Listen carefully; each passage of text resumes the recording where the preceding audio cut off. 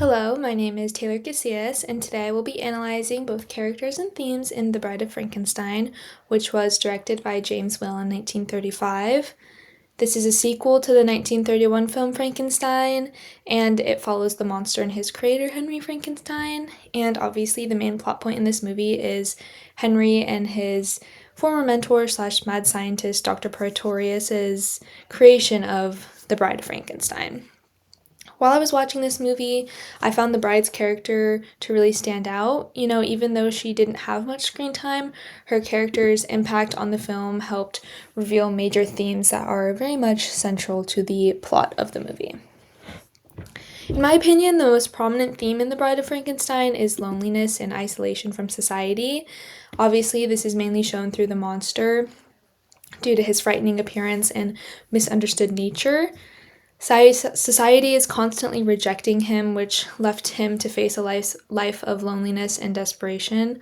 All he really wants is companionship and for someone to show him kindness.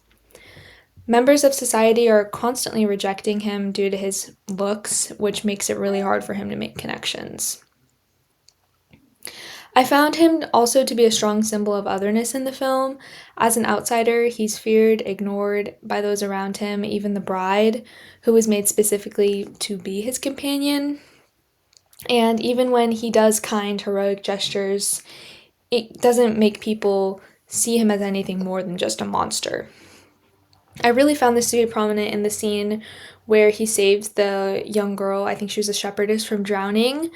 She reacts by just screaming in terror. And, her scream alerts hunters who then come and shoot the monster, and the mob takes him down to the dungeon and chains him up. Thankfully, him being a monster, he was able to break free of the chains and escape into the woods, where he meets the blind man, which is probably the most iconic yet heartwarming scene in the film. His whole life, the monster has faced isolation and hatred for his physical appearance, but finally, he is able to be judged solely by his character by the blind man. The blind man can't scrutinize the monster for his looks, and instead he shows him kindness. The blind man is also very lonely in that scene when he is praying to God, just thanking him for bringing the monster as a companion for him. But I really think the blind man is a symbol of the goodness in human nature when there's no prejudice around. Whale's usage of a blind man helps the audience connect with the monster on a more empathetic level and really encapsulates the theme of loneliness. And, the monster at one point in the film says, alone, bad, friend, good, which I think just kind of plays into, the audience feeling empathetic toward him.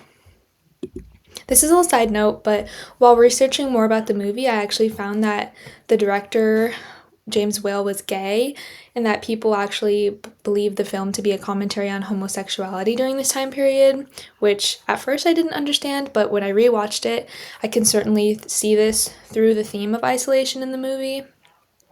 It's no secret that during this time period, being gay was extremely taboo and frowned upon, and I think the monster's rejection from society and even by his bride can be seen as a representation of Will's fear of rejection by society for being gay. And even though it's subtle, I thought the partnership between Henry and Dr. Pretorius could be a metaphor for homosexual relationships because they do create their child, I guess, the Bride of Frankenstein, together, which is, just could be seen as a little metaphor for that. So, anyways, back to the characters. Next is the bride, and, obviously she's just created to fulfill the monster's desire for companionship. And throughout the movie, she's just kind of this idea by Henry and Dr. Pretorius, and she doesn't have any say in her life before she's even created. She's already controlled by the men around her, which really just speaks to the gender roles of the time. Obviously during the 1930s, women were seen as nothing more than objects that were just created, controlled, and manipulated by the men around them. And I think this is shown by her lack of screen time. She's only shown in the final moments of the film where she truly embodies a monster, I guess. We can hear the loud thunder roaring, we see lightning in the sky, and we see the men scrambling around while they're waiting for her to come to life. And I really just think her scene in the last 5 minutes helps Whale portray the idea of female sexuality and empowerment threatening the male patriarchal society that ruled this time period. In fact, I believe the bride's refusal of the monster as her partner is the most powerful moment in the film. Her rejection of the monster when she screams when she sees him kind of just shows that women are capable of controlling their choices without being held to male expectations and preferences, which is shown in this film.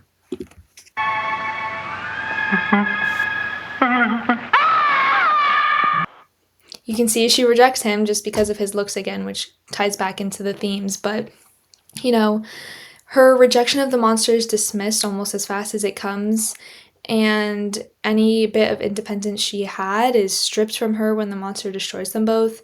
And again, we just see her being subject to the male experience and feelings, and her brief moment of control helps Will represent the tension between female independence and societal expectations placed by men.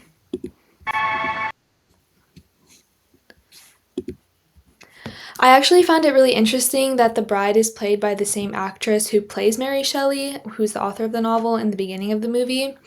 And, Shelley never really imagined a female monster in her writing, but her work was able to inspire those who came after her into creating one in a very symbolic way.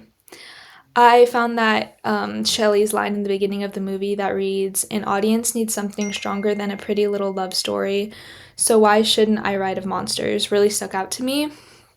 She's considered to be the first horror and science fiction writer, and her gothic novel Frankenstein was a landmark piece for its time. And I think that Whale may have used the same actress for both parts to show that women are in fact smart and capable enough to play into the darker themes of horror and create stories that are so much deeper than just jump scares and monsters.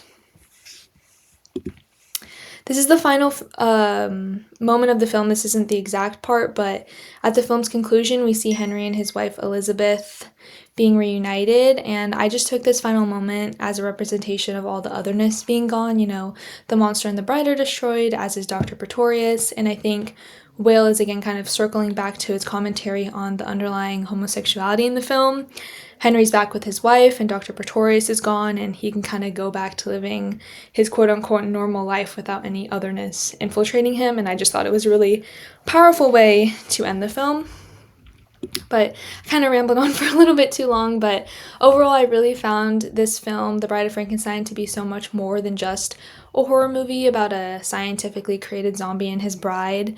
I think the story really highlights feelings of loneliness, desperation, hopelessness, through every aspect of the film. There's a lot of subtleties that tie together to create a complex commentary on societal issues relating to gender and sexuality that really just make this film so impactful for its time and even now. So thank you for listening, and here are my sources that I used. But yes, thank you.